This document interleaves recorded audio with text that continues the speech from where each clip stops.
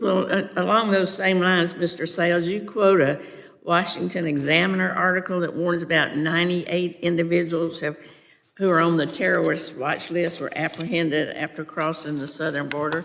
So do you think this is a threat to the homeland, or would you acknowledge what percentage of the people that we've encountered along the border are represented by this 98? Well, thank you for the question, Congresswoman. Just to be clear, the source that I cited for those numbers was not a newspaper, but rather U.S. Customs and Border Protection. I do think that the dramatic spike we've seen from 0 KSTs encountered several years ago to 98 last year and 69 so far this year is troubling. I think terrorists are aware of gaps in our border security, and they will certainly try to exploit those gaps. I would give you the number since you didn't answer my question. It's 0.0044%.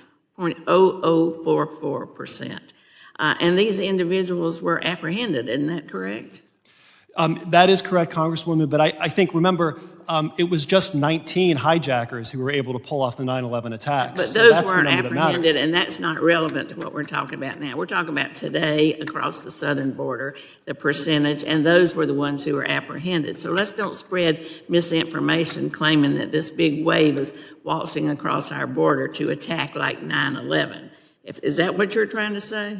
We're going to have another 9/11? Is that what you're saying? Well, Congresswoman, I think the American people would generally agree with me that if almost 100 known... Well, we can say one person can blow up a building. So, I think that's stretching the point of what we're doing here. I think we can say that our border agents are working pretty effectively if they have captured 98 that you're talking about, that's such a small percent, that we are doing a pretty good job of stopping these outside people coming in to threaten our national security. Would you not concede that?